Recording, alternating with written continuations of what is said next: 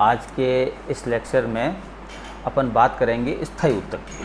तो ये जब मैंने एनाटॉमी वाला पेपर शुरू किया था तो स्टार्टिंग में मैंने ये बताया था कि ऊतक 3 प्रकार के होते हैं।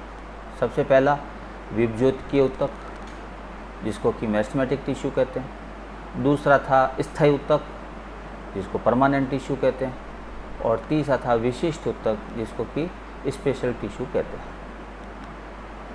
तो मैंने सबसे पहले मेरिस्टेमेटिक टिश्यू को पढ़ाना शुरू किया था, जिसके अंदर मैंने general character of meristematic tissue करवाए थे, क्लासिफिकेशन ऑफ मेरिस्टेमेटिक टिश्यू कराया था, ठीक है। फिर उसके बाद मैंने सूट एपिकल ऑर्गेनाइजेशन के संदर्भ में विभिन्न प्रकार की थ्योरी दी थी। फिर मैंने रूट एपेक्स ऑर्गेनाइजेशन से संबंधित थ्योरी दी थी। फिर टाइप ऑफ रूट्स बताए थे। यानी कहने का मतलब ये था कि ये तय कराने के बाद अपना ये जो पहला टिश्यू था, कौन सा, मेरिस्टेमेटिक टिश्यू, वो कंप्लीट हो जाता है। उसी क्रम में आज अपन आगे शुरू करते हैं स्थायी ऊतक यानी परमानेंट टिश्यू। तो जो बच्चे आज ज्वाइन हो रहे हैं या बीच में मेरिस्टेमेटिक टिश्यू के आधे भाग से लेकर अभी तक ज्वाइन है, तो आज उनके लिए सुनहरा मौका है कि वो अपना स्थायी ऊतक वाला पार्ट है वो कंप्लीटली लिख सकते हैं, ज्वाइन कर सकते हैं, अपनी कंटिन्यूटी को बढ़ा सकते हैं। चलो अपन शुरू करते हैं स्थायी ऊतक। तो ये एनाटॉमी वाला पार्ट जब मैंने शुरू कराया था तो मैंने ये बताया था कि जो सबसे पहले बनने वाला जो टिश्यू होता है वो मेरिस्टेमेटिक टिश्यू होता है। और मेरिस्टेमेटिक टिश्यू कहाँ से उत्पन्न होता है कि मेरिस्टेमेटिक टिश्यू प्रोमेरिस्टेम से पैदा होता है, यानी प्रोमेरिस्टेमेटिक टिश्यू से पैदा होता है।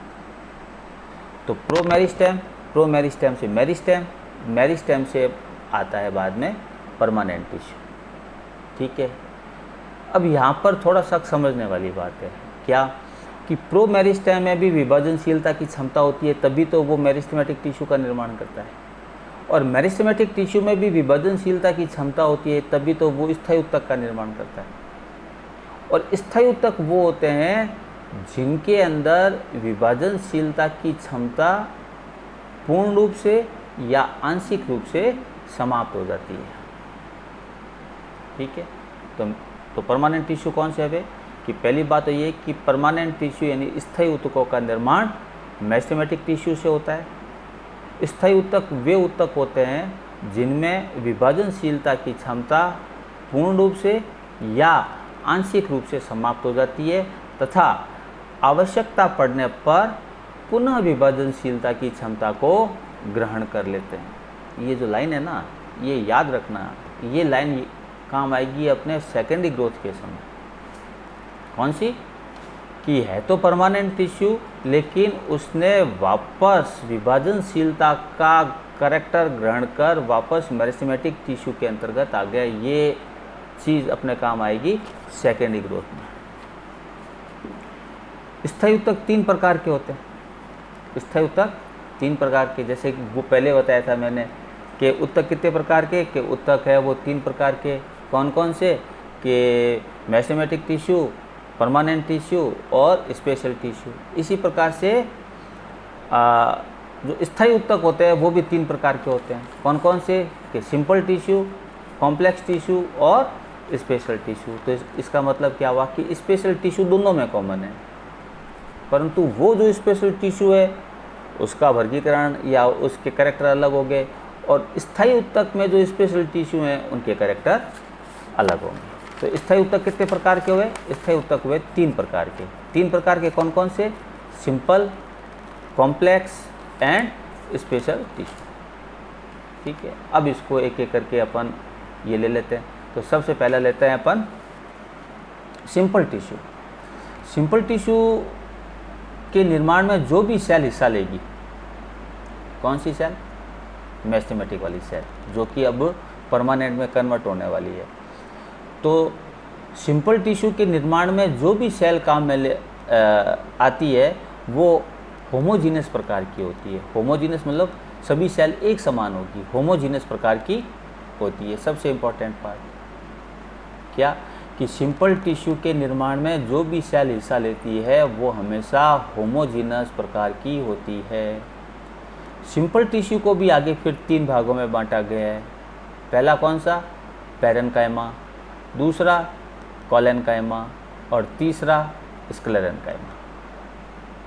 ठीक, तो अभी एक बार थोड़ा सा ये कन्फ्यूजन वाली बात होगी, इसको एक बार फिर रिपीट करता हूँ, सुनो। कि टिश्यू कितने प्रकार के? कि टिश्यू 3 प्रकार के। कौन कौन से? कि meristematic tissue, permanent tissue and special tissue. ठीक है, अब आता है परमानेंट टिश्यू। कि परमानेंट टिश्यू कितने प्रकार के? कि 3 प्रकार के। कौन कौन से? कि सिंपल, कॉम्प्लेक्स एंड स्पेशल। ठीक, सिंपल टिश्यू को शुरू करते हैं। तो सिंपल टिश्यू भी कितने प्रकार के? कि 3 प्रकार के। कौन कौन से? कि parenchyma, collenchyma and sclerenchyma. Parenchyma, collenchyma and sclerenchyma. ठीक है, अब इसमें अपन वापस शुरू करते हैं किसको? पैरेन्काइमा को। कि पैरेन्काइमा जो टिश्यू है उसके अंतर्गत आने वाली जितनी भी सेल होगी उसमें निम्नलिखित कैरेक्टर होने आवश्यक है। ठीक है, क्या? कि पैरेन्काइमेटस टिश्यू के अंतर्गत, जो कि मैंने बताया था कि होमोजीनस होनी चाहिए, एक समान होनी चाहिए, उसके अंतर्गत आने वाले जितने भी सेल है उसमें निम्नलिखित कैरेक्टर होने चाहिए। पहला, कि इनकी जो सेल है वो सेलुलोज या कैल्शियम पैक्टेट की बनी होनी चाहिए।